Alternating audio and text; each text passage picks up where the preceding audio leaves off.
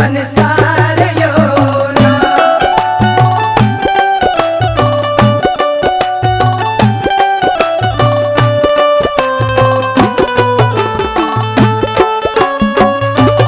डूबल बीच सरोवर नैया यो कियो न छकवैया। डूबल बीच सरोवर नैया यो कियो न छकवैया। डूबल बीच सरोवर नैया यो कियो न छकवैया। डूबल बीच सरोवर नैया यो कियो न छकवैया। शिव गुरु आई करियो नैया के किनारे यो पूछैया संसार यो ना।